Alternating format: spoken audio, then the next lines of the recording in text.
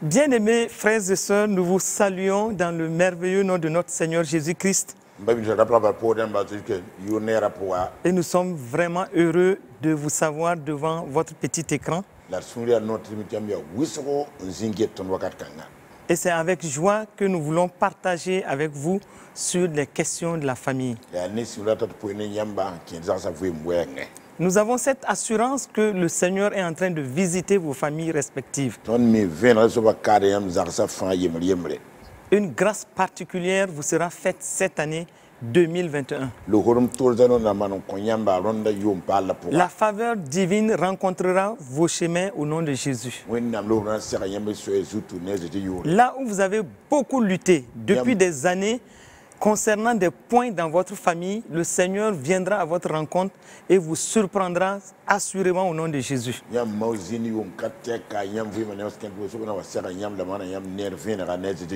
Et nous prions que votre lumière luise. Que la lumière de chaque domaine de votre famille luise au nom de Christ Jésus. Que votre bonheur soit réel dans votre famille pour la joie de quiconque vit sous votre toit au nom de Christ Jésus.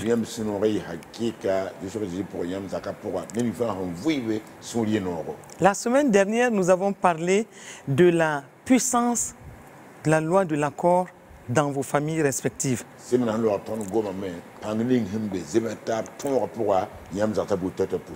Et donc aujourd'hui, nous disons simplement la loi des deux appliquée à la famille. Il y a une puissance de l'accord dans votre couple. Et la loi des deux, ou encore appelée la loi de l'accord, est simplement un principe divin. Imaginez une personne qui se met à exécuter une tâche. Il prendra le temps qu'il faut pour l'exécuter. Il réfléchira seul. Il fera les choses à sa manière. Mais dès qu'il est avec une deuxième personne, et surtout quand ils s'accordent, ces deux personnes s'accordent dans l'amour, ils vont exécuter cette tâche avec plus de rapidité. Et je dirais d'une meilleure façon pour que à chaque niveau, on voit vraiment une valeur confirmée dans cette tâche exécutée.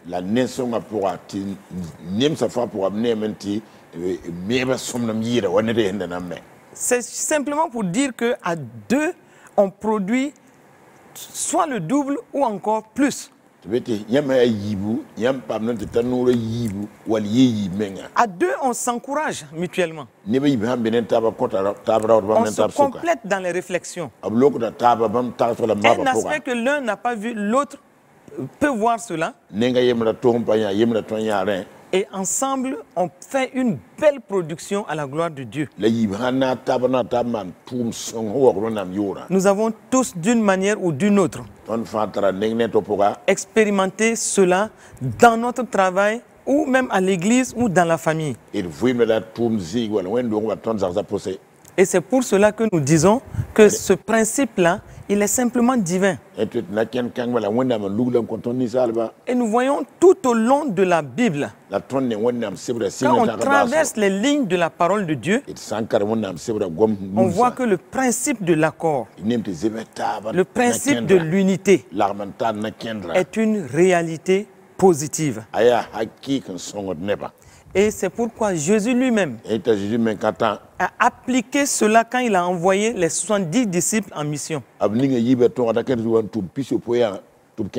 Il les a envoyés deux à deux. Il aurait pu les envoyer un à un, mais il a trouvé bon de les envoyer deux à deux. Et donc, imaginez aussi que Dieu s'accorde avec un homme sur la terre. Il s'est toujours accordé avec un homme sur la terre pour accomplir de grandes choses. Donc, en fait, Dieu applique son propre principe. Simplement pour nous enseigner.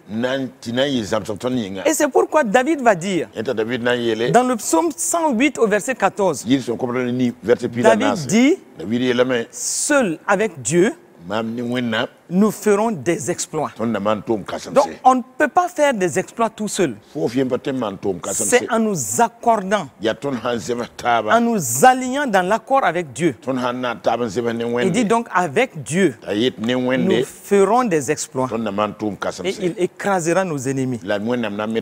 Donc, quand nous venons maintenant à ce qui concerne le mariage, Dieu lui-même va dire, il n'est pas bon que l'homme soit seul. Il l'a dit dans Genèse 2 au verset 18. Et il ajoute, je lui ferai une aide semblable à lui. Donc nous disons que s'il n'est pas bon que l'homme soit seul, autrement, il est donc bon que l'homme soit avec une autre personne. Et cette autre personne, c'est sa femme. Pour faire deux. Et quand ils font deux, Dieu s'attend à ce qu'ils appliquent le principe de l'accord. Il s'attend à ce qu'ils appliquent la loi des deux. Et ainsi, ils seront capables d'accomplir de grandes choses. Et c'est pourquoi nous voyons dans Genèse 1 au verset 28 que Dieu va dire ceci. Il est dit plutôt que Dieu bénit l'homme et la femme. Il bénit Adam et Ève. Et Dieu leur dit, soyez féconds, multipliez, remplissez la terre et l'assujettissez et dominez sur les poissons de la mer, sur les oiseaux du ciel et sur tout animal qui se meut sur la terre. Donc, Dieu bénit, il les bénit. C'est l'homme et la femme. Et il s'attend à ce qu'ils soient féconds. L'homme seul ne peut pas être fécond. L'homme seul ne peut pas multiplier. Il ne peut pas avancer pour remplir la terre. Il faut forcément qu'il soit avec la femme.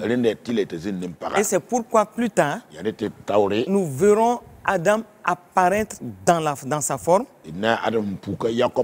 Et nous verrons plus tard Ève apparaître. Et Dieu, donc, après les avoir bénis, la loi des deux devait prendre place. Pour que l'homme et la femme soient capables d'accomplir la grande mission que Dieu avait donnée et confiée à l'homme. Ils ont reçu une mission. Il était nécessaire que les deux travaillent ensemble. Dieu a vu que Adam seul ne pouvait pas accomplir cette grande mission. Mais ensemble avec sa femme, il devait se donner la main pour travailler et rendre gloire à Dieu, mais aussi faire du bien à toute l'humanité. Donc, le principe de l'accord, la loi des deux, produit toujours de bons fruits, produit toujours de bons résultats, pourvu que tout se passe dans un accord parfait, que tout se passe dans l'amour, dans la compréhension. Et Dieu, quand Dieu dit dans Genèse 1, 28, dominez sur les poissons de la mer, sur les oiseaux du ciel et sur tout animal qui se meut sur la terre. Donc cette loi des deux, l'homme et la femme, Dieu leur a donné cette capacité de dominer ensemble, avec une plus grande capacité de le faire, un pouvoir accru dans le fait de dominer sur tout ce que Dieu a cité. Et c'est pour cela que nous devons prendre au sérieux cette loi. Et plus tard, nous allons voir l'Ecclésiaste dire ceci dans Ecclésiaste 4. À partir du verset 9, il dit « Deux valent mieux qu'un ». Parce qu'ils retirent un bon salaire de leur travail. Donc, à deux, l'homme et la femme vont tirer un bon salaire de leur travail. Et donc, nous comprenons qu'ils doivent fonctionner à deux. Au verset 10, il est dit, dans Ecclésiaste 4, car s'il tombe, l'un relève son compagnon. Mais malheur à celui qui est seul et qui tombe sans avoir un second pour le relever. Voici aujourd'hui des paroles qui doivent encourager les célibataires et qui doivent comprendre que quand ils rentreront dans une vie de couple, leur capacité sera multipliée. Quand l'Ecclésiaste dit s'il tombe, l'un relève son compagnon. Qu'est-ce que cela veut dire? Tomber veut dire, dans ces conditions-là, si l'un souffre, l'autre est là pour l'encourager. L'encourager à avancer. Si l'un se décourage, l'autre est là pour être un réconfort pour lui. Si l'un est faible, l'autre est là pour constituer une force et aider l'autre à se relever. Donc, ici, nous devons comprendre qu'il est nécessaire de se rappeler de cette loi des deux et de comprendre qu'on tire toujours un bon profit de cette loi de deux. Le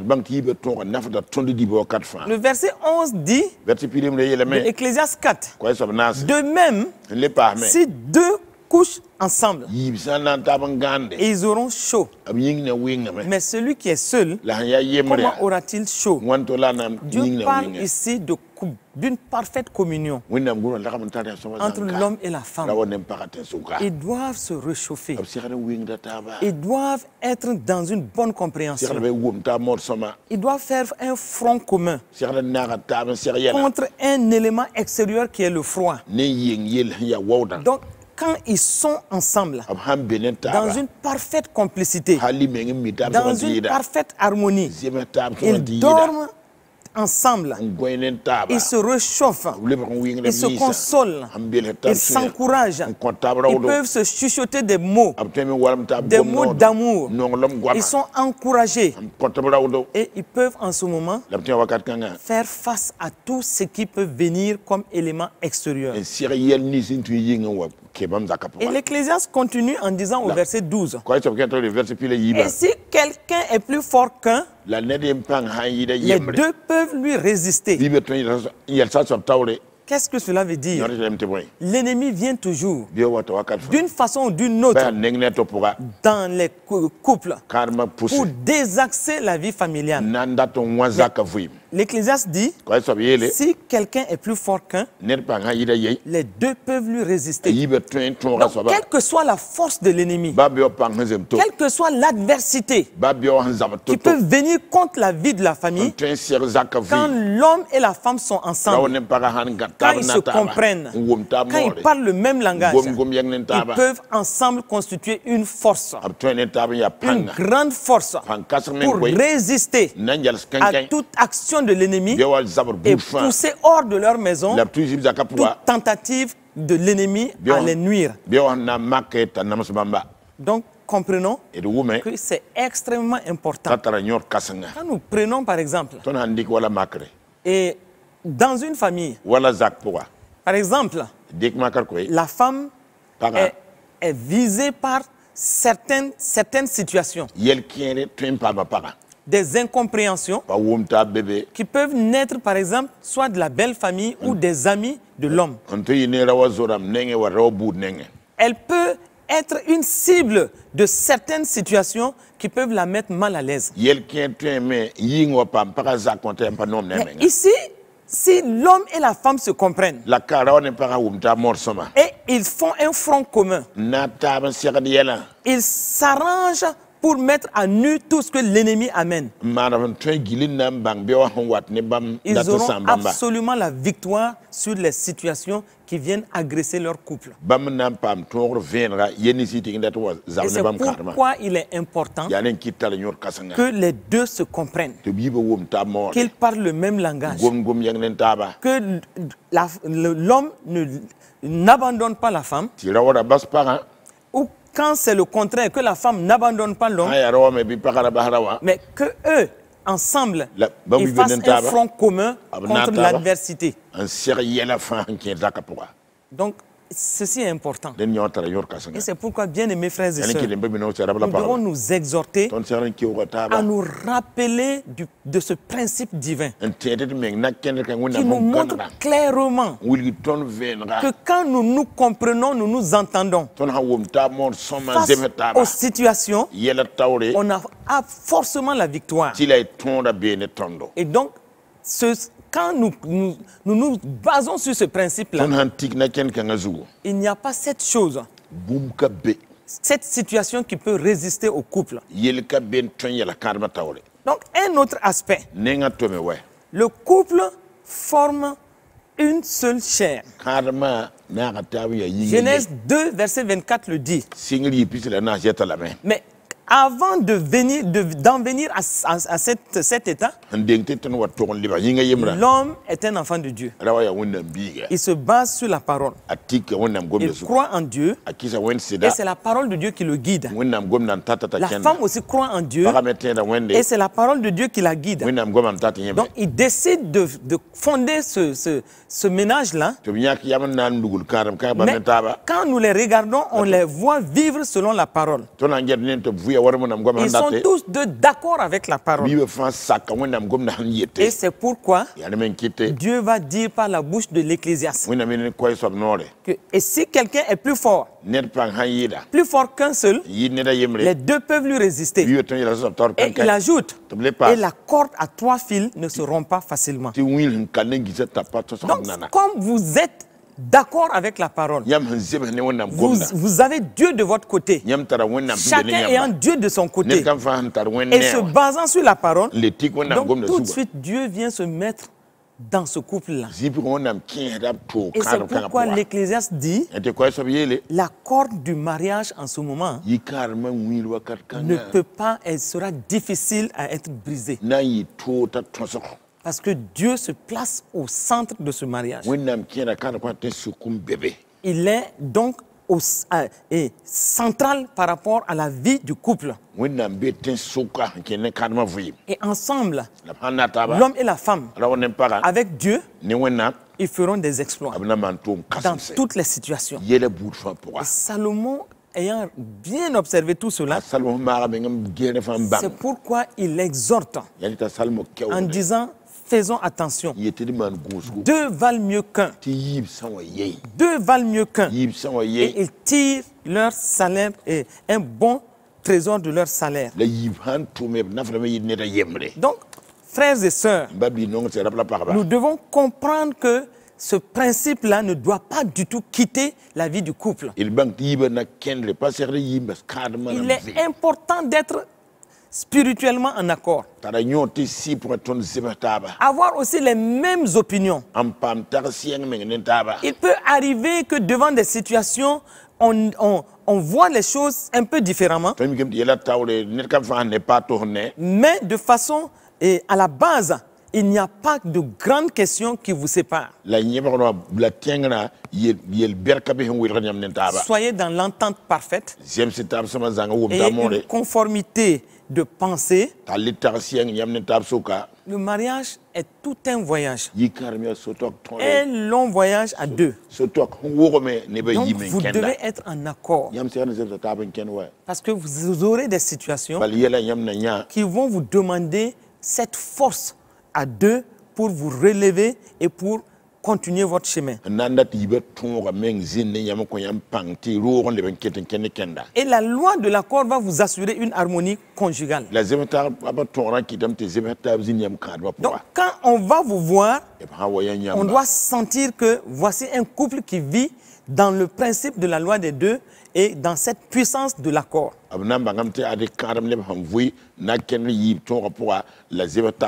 Et sachez-le, l'harmonie de votre couple sera une joie pour chacun d'entre vous.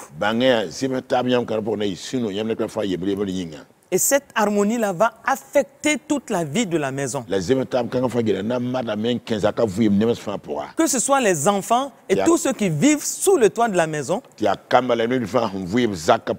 chacun bénéficiera de la puissance de cet accord et qui amène la joie dans la maison. Et nous le disons toujours, chaque couple doit comprendre une chose. Vous êtes des partenaires. Vous n'êtes pas des ennemis. Faites en sorte que ce long voyage soit agréable entre vous. Intéressez-vous à ce qui concerne l'autre.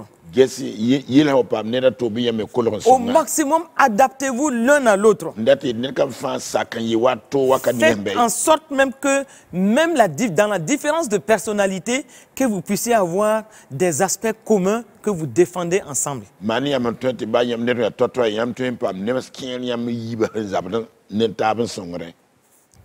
Même quand vous voyez que vous avez des tempéraments différents.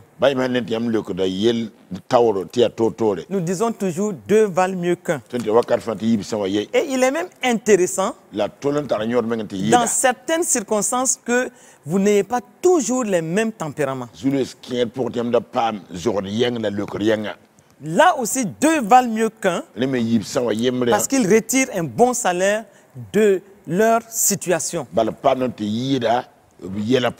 Vous pouvez avoir des tempéraments différents, mais vous devez travailler dans ce même principe de la loi des deux. Vous devez travailler à accorder vos tempéraments.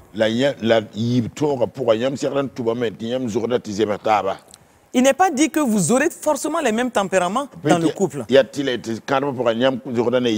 Mais rappelons-nous toujours, deux valent mieux qu'un. Et cela nous rappelle une situation où un homme et sa femme avaient deux tempéraments totalement différents. L'homme était du type sanguin. Et les sanguins, nous savons qu'ils ont les émotions pratiquement à fleur de peau. Ce sont des gens qui ont des réactions très rapides. Et souvent, ils sont très spontanés. Et ils réagissent tellement vite qu'on les voit souvent comme des gens un peu impulsifs. À la limite, ils sont un peu bruyants. Et même très enthousiastes. Donc, ils démontrent toujours qu'ils sont prêts à agir vite dans certaines situations. Et souvent de très bonne humeur. Et généralement, ce sont des gens très charitables. Ils veulent toujours rendre service aux autres. Ce qui est même bien. Mais ils sont très extravertis. Voici donc, l'homme est de ce type-là. Mais la femme, elle est plutôt mélancolique. Les mélancoliques sont d'un tempérament très complexe. Ils incarnent ceux qui réfléchissent beaucoup, avec souvent des réactions assez lentes, mais très mesurées. Ils sont de vrais penseurs, avec une grande profondeur de jugement. Avant qu'ils arrivent à une décision, c'est qu'ils ont pris le temps de bien y réfléchir. Ce sont des gens sensibles. Ils sont assez humbles et ils ne sont pas très extravertis. Ils ont une grande capacité d'écoute pour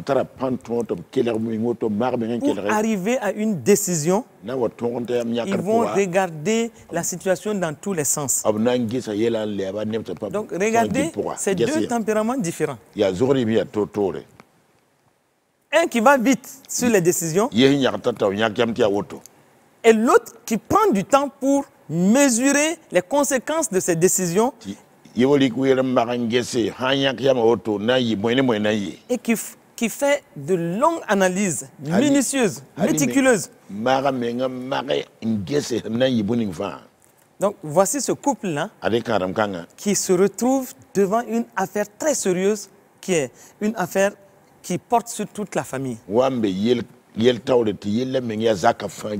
Rappelons-nous que l'Ecclésiaste dit « Deux valent mieux qu'un ».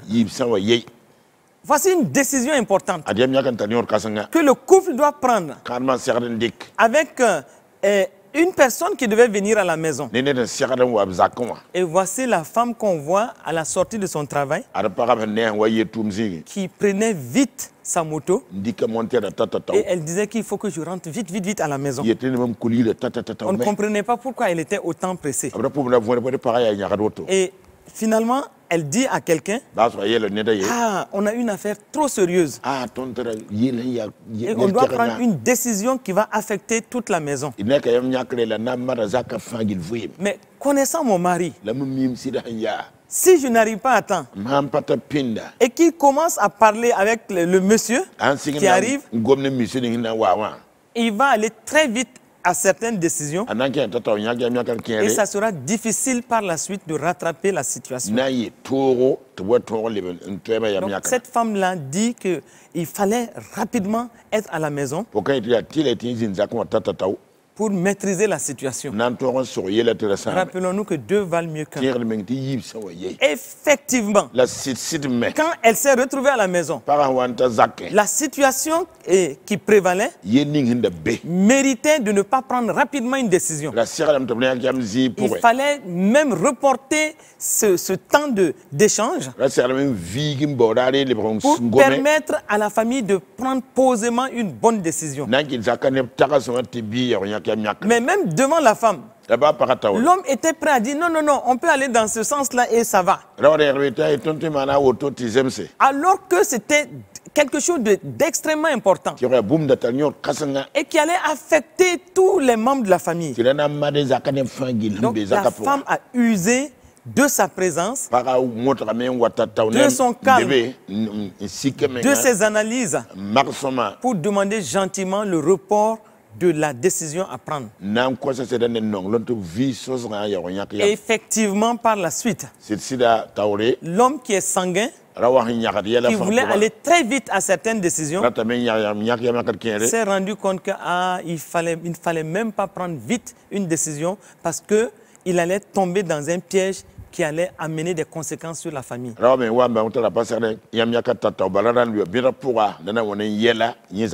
regardez cette expérience-là. Il s'agit ici d'un homme et d'une femme, d'un sanguin et d'une mélancolique. Et nous revenons encore sur ce que l'Ecclésiaste a dit. Deux valent mieux qu'un. Parce qu'ils retirent un bon salaire de leur, je dirais, de leur situation. Ça, c'est par exemple sur le plan des tempéraments. Mais regardons un autre aspect.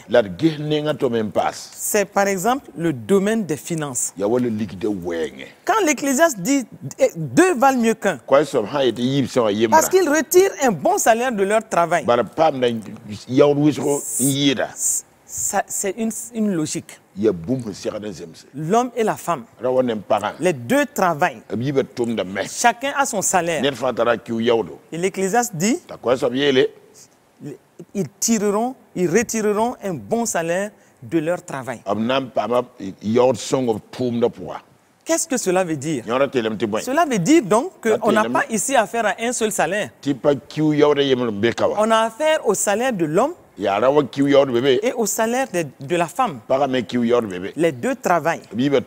Qu'est-ce qu'ils doivent faire pour répondre au principe de ce verset? Que deux valent mieux qu'un, parce qu'ils retirent un bon salaire de leur travail. Qu'est-ce qu'ils doivent faire?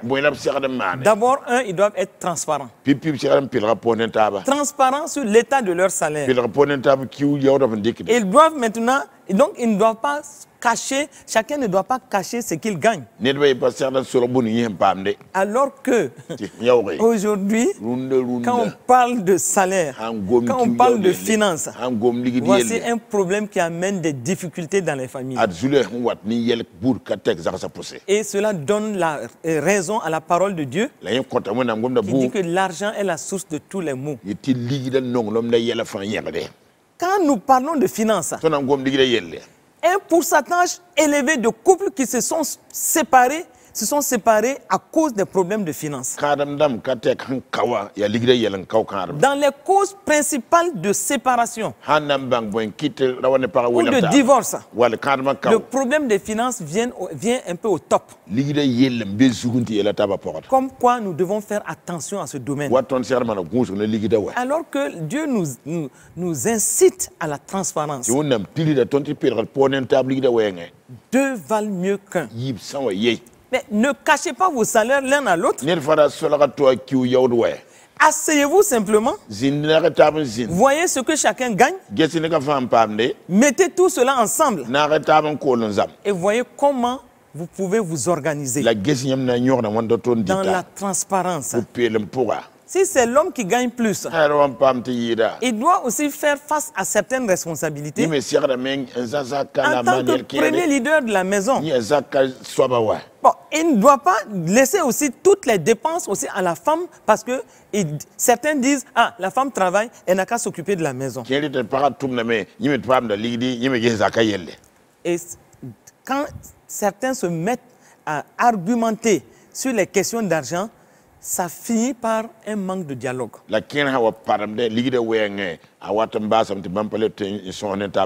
Alors qu'il faut simplement, dans la transparence, dans l'intégrité, regarder au salaire, voir comment vous allez vous organiser, comment prendre en charge les dépenses de la maison, et s'accorder simplement là-dessus, tout en sachant que Dieu vous fera toujours grâce. Le problème d'argent est un problème à plusieurs facettes.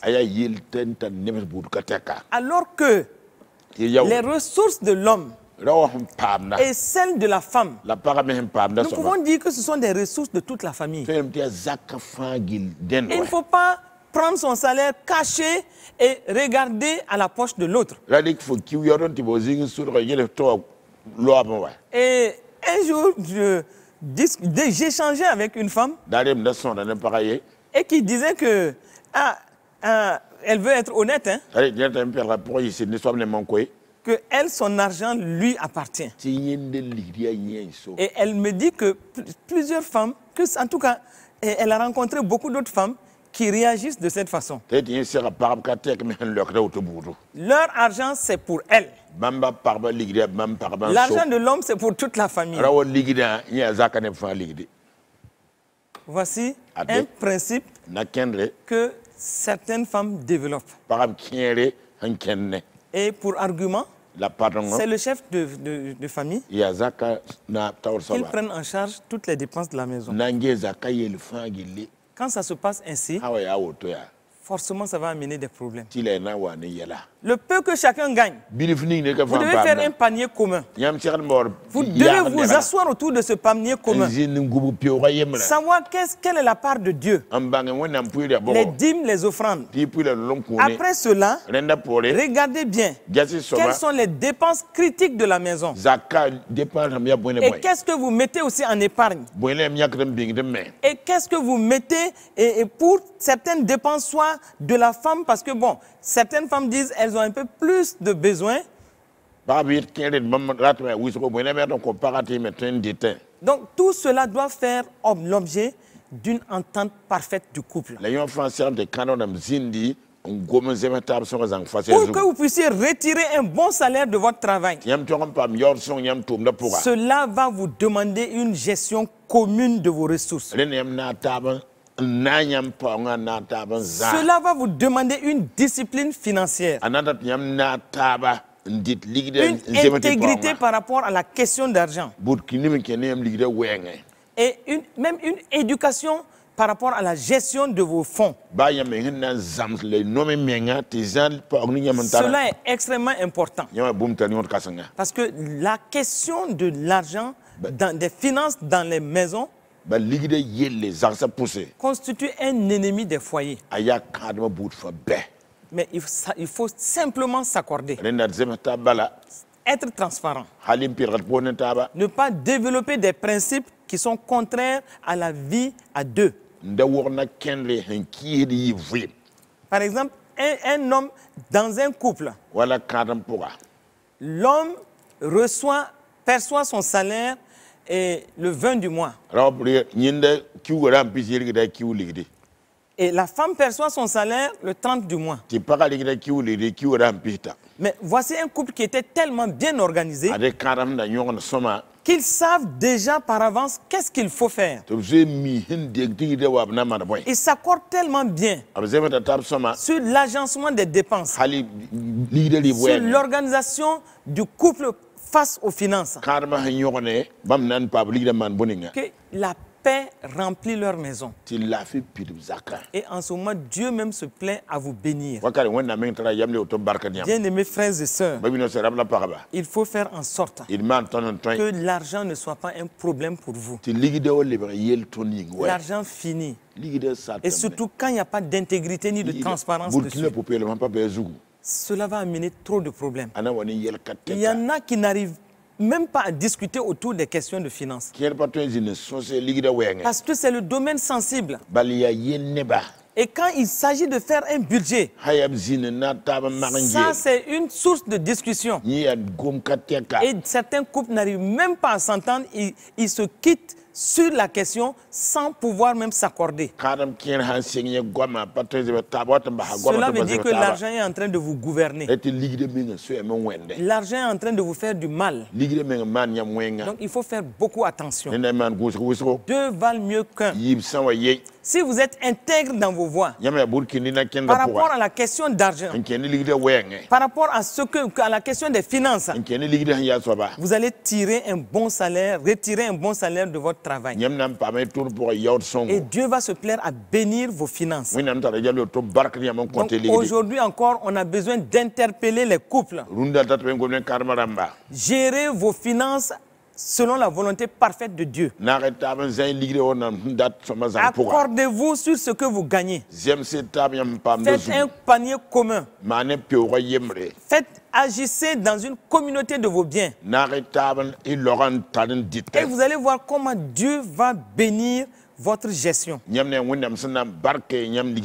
êtes en train ainsi de montrer aux enfants la voie à suivre. Et nous prions que l'argent ne soit pas un fardeau pour vous. Que l'argent ne soit pas une source de trouble dans vos familles. Et que la grâce et la sagesse de Dieu vous accompagnent dans la gestion de vos ressources. Rappelez-vous toujours que vous devez retirer un bon salaire de votre travail. Un autre domaine, c'est le domaine de l'éducation des enfants. L'homme et la femme, sachant que les enfants sont leur héritage. Les enfants constituent le futur de la maison. Vous devez vous accorder sur les termes de l'éducation des enfants. Il y a des enfants à bas âge, et il y a des adolescents, il y a des jeunes adultes. Mais face à chaque groupe, vous, hommes et femmes, mari et femme, rappelez-vous que deux valent mieux qu'un. Accordez-vous sur les termes de l'éducation.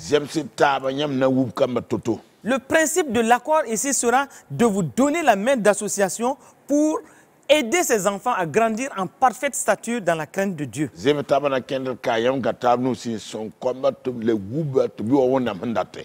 en sorte que devant, par exemple, les petits-enfants, vous ne dites pas des choses différentes. Ils vous observent. Ils vous regardent.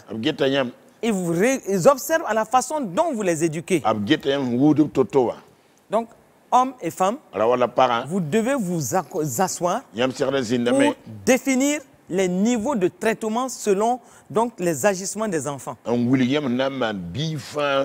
Le premier niveau peut être des avertissements. Mais cela veut dire que vous êtes entendus. Que si les enfants commettent de telle faute, vous devez les avertir pour qu'ils arrêtent.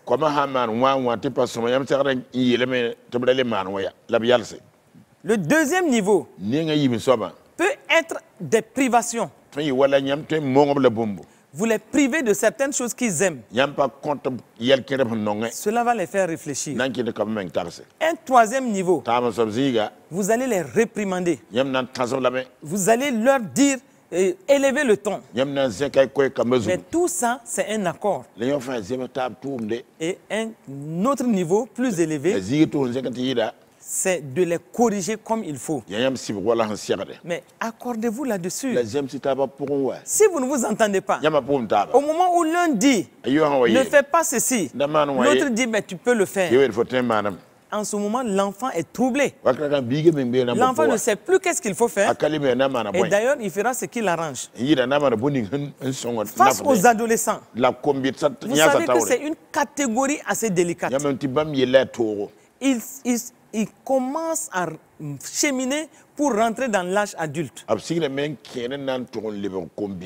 Avec beaucoup de réactions souvent spontanées et qui souvent vous désorientent. Mais l'homme et la femme, sachant que deux valent mieux qu'un, vous devez vous asseoir, observer ce qui se passe. Vous entendre d'abord pour dire à l'enfant adolescent ce qui va et ce qui ne va pas dans sa vie. Et cela va l'aider. Et l'enfant en ce moment ne va pas se perdre parce qu'il verra que son père et sa mère s'accordent sur les termes de son éducation. Par exemple, les jeunes adultes, ça c'est une autre catégorie. Et certains parents se disent, ah, ils commencent à être grands et c'est des jeunes adultes qu'ils se débrouillent. Au moment où l'homme dit, ah, débrouille-toi, la maman peut avoir une relation particulière avec l'enfant et souvent appeler même l'enfant, lui glisser des billets.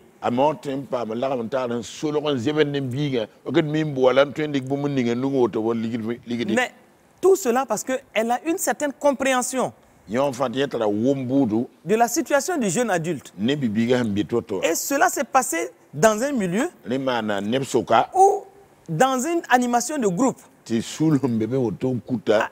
Certains hommes ont dit, mais à cet âge-là, ils doivent même quitter la maison, ils doivent aller se débrouiller, ils doivent se prendre en charge.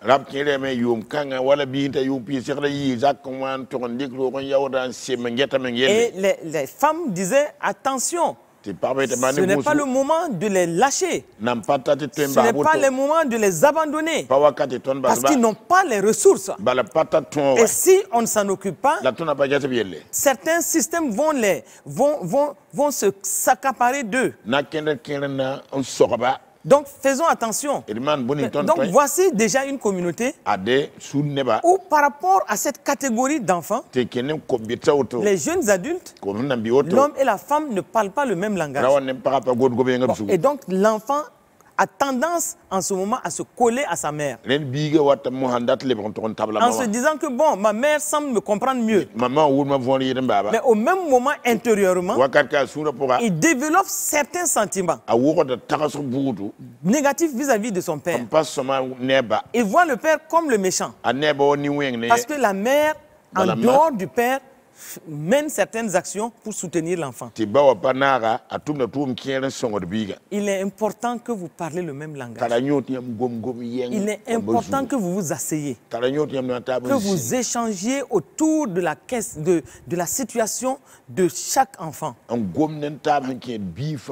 ne pouvez même pas prier pour vos enfants de façon efficace si vous ne vous asseyez pas pour mieux les observer, vous accorder sur ce qu'ils sont et ce qu'ils sont en train de faire pour avoir des termes précis de prière.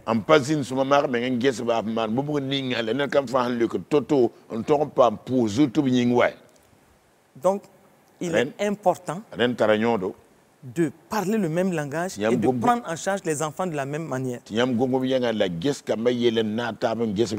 Donc nous voyons un cas pratique dans la parole de Dieu. C'est le cas donc de Isaac et Rebecca. Voici un couple qui était... Et chacun avait son type de tempérament. Et la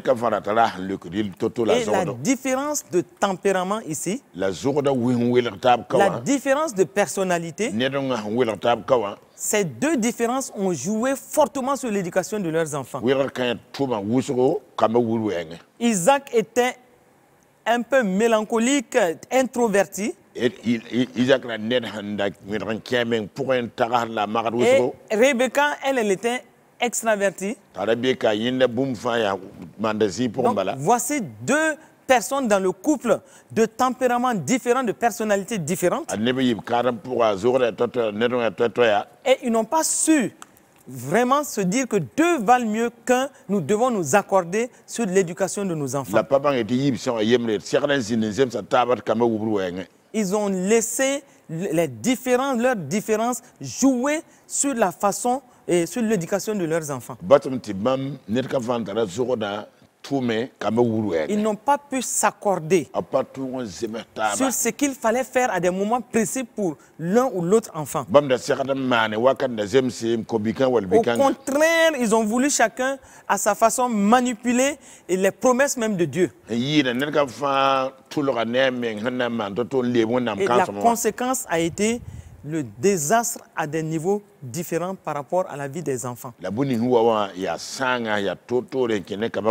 Et donc, comprenons une chose. Le manque d'accord dans une famille, le manque d'accord dans le couple va entraîner une division, va entraîner des frustrations, va entraîner des blessures intérieures. Et vous ne pourrez même pas prier ensemble. Parce que deux valent mieux qu'un, ça s'applique aussi dans la prière. Vous n'aurez pas l'occasion de vous accorder pour prier. Parce que Matthieu 18, le verset 19 dit, et ça c'est Jésus qui parle. Il dit, je vous dis encore que si deux d'entre vous s'accordent sur la terre pour demander une chose quelconque, elle leur sera accordée par mon Père qui est dans les cieux. Donc, regardez la puissance de l'accord dans la prière. Donc, si deux d'entre vous, donc ça commence même dans le couple, c'est l'homme et la femme, quand ils s'accordent devant une situation pour demander une chose quelconque, cela leur sera accordé par le Père qui est dans les cieux. Donc, regardez la puissance de l'accord, même dans la prière. Et c'est pourquoi d'ailleurs, il est important qu'il n'y ait pas des états de cœur. Et c'est pourquoi Pierre, l'apôtre Pierre va dire dans 1 Pierre 3 au verset 7, Marie, montrez à votre tour de la sagesse dans vos rapports avec vos femmes, comme avec un sexe plus faible. Honorez-les comme devant aussi hériter avec vous de la grâce de la vie. Qu'il en soit ainsi, afin que rien ne vienne faire obstacle à vos prières. Donc, s'il y a des mésententes, si l'homme et la femme jouent au cache-cache, ils ne se comprennent pas, il n'y a pas de transparence, il n'y a pas d'intégrité, chacun fait les choses à sa manière, il n'y a pas d'accord, il n'y a pas d'intérêt commun, il y aura obstacle forcément dans vos prières.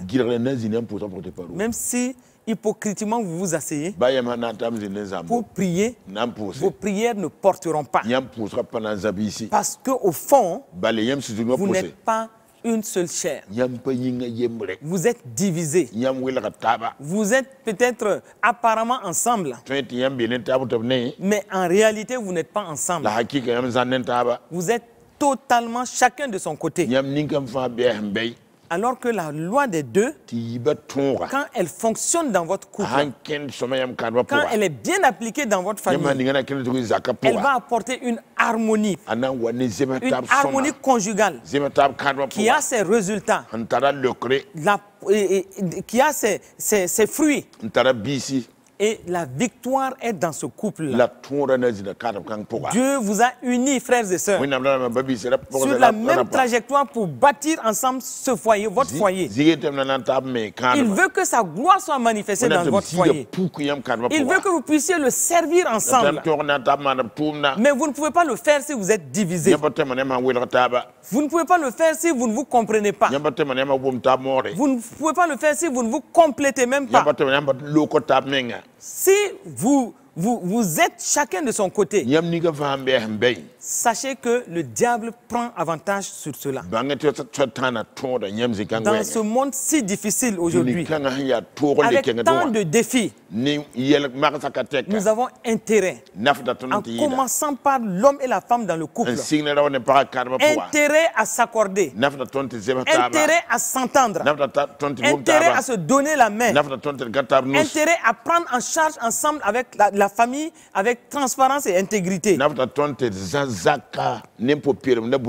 Là, quand l'un veut tomber dans une certaine situation, l'autre, dans un cœur ouvert et plein d'amour, tendra la main pour le relever. Mais l'autre ne sera pas là pour l'accuser ou encore pour rabaisser la personne qui était prête à tomber. Mais plutôt relever cette personne et faire en sorte qu'il continue le chemin dans la victoire. Et là, le Seigneur se plaît à cela. Faisons attention. Nous le disons toujours. La famille est une cible de l'ennemi aujourd'hui. Et vous devez être en accord pour et vous protéger des attaques donc de l'ennemi. Vous devez être en accord pour faire un front commun. Parlez le même langage. Quand vous parlez, ne dites pas moi, moi. Non, mais dites plutôt nous. Regardons l'exemple dans la parole de Dieu du couple Manoach. Donc ce couple-là, nous voyons ce couple-là marcher dans la loi de l'accord. Et leur histoire se trouve dans Juge 13. Un ange est venu visiter la femme de Manoach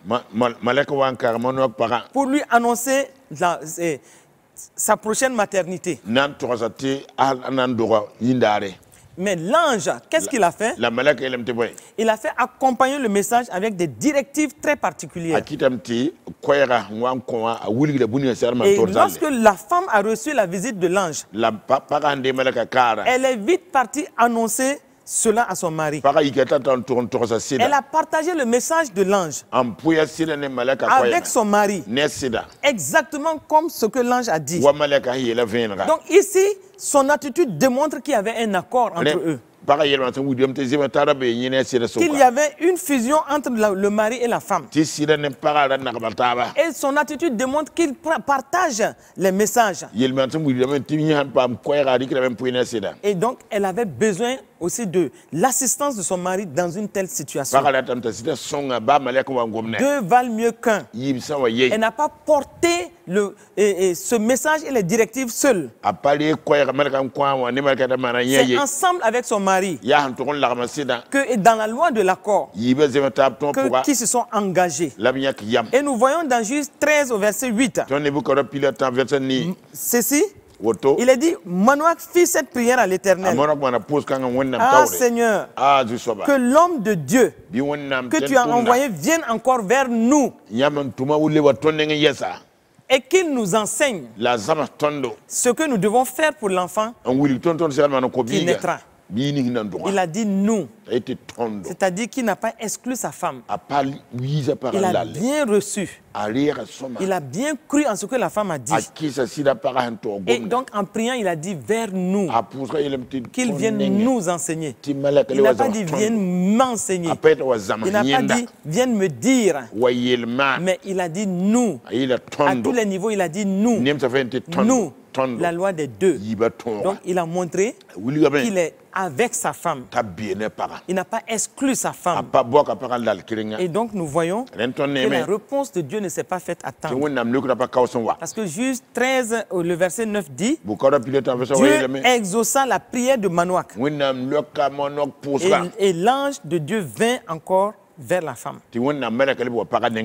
Donc c'est pour dire, et le verset 11 dit, Manoach se leva, suivit sa femme, alla vers l'homme et lui dit, est-ce toi qui as parlé à cette femme? Il répondit, c'est moi. Donc voici un exemple de couple qui s'est accordé. Un exemple de couple qui a fonctionné dans ce principe.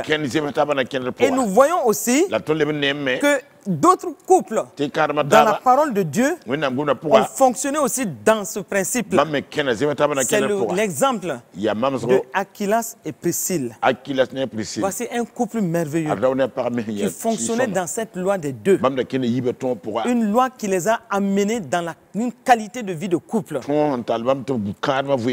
Et nous devons prendre des exemples pareils pour nous réconforter, pour nous encourager à fonctionner dans la loi de deux.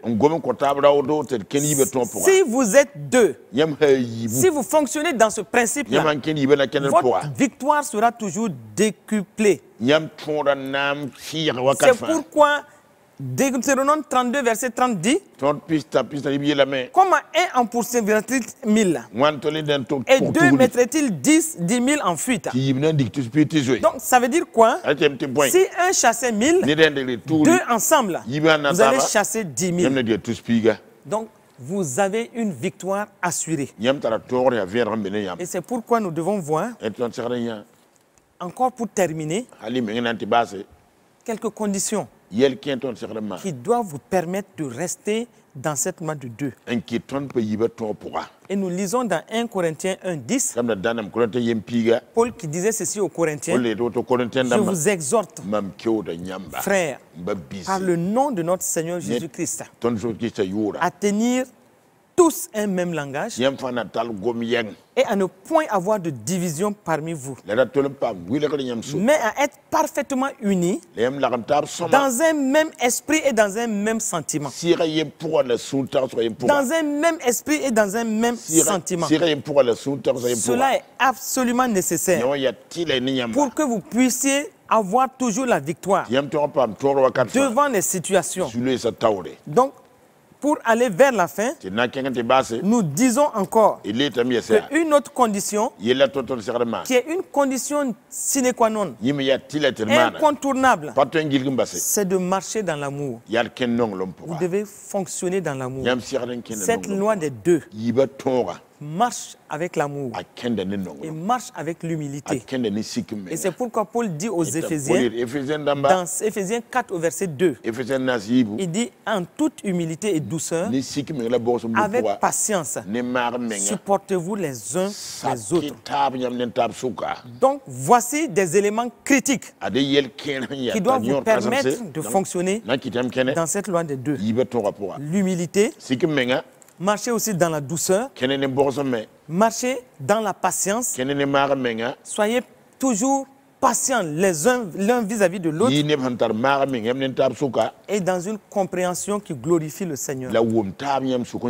Nous finissons ainsi cette émission et nous croyons que par la grâce de Dieu, la sagesse de Dieu va vous conduire à mettre en application cette loi des deux, pour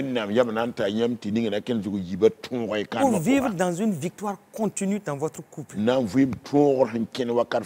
pour vivre dans le triomphe jour après jour et voir votre couple marcher dans la destinée que Dieu vous a où Dieu vous a mis. Que le Seigneur vous bénisse. Qu'il ouvre votre intelligence à ce principe-là et que à partir de maintenant, vous puissiez commencer à voir les fruits de cette loi des deux dans votre maison. Que tout ce qui s'oppose à cela soit écarté de votre vie de famille au nom de Jésus.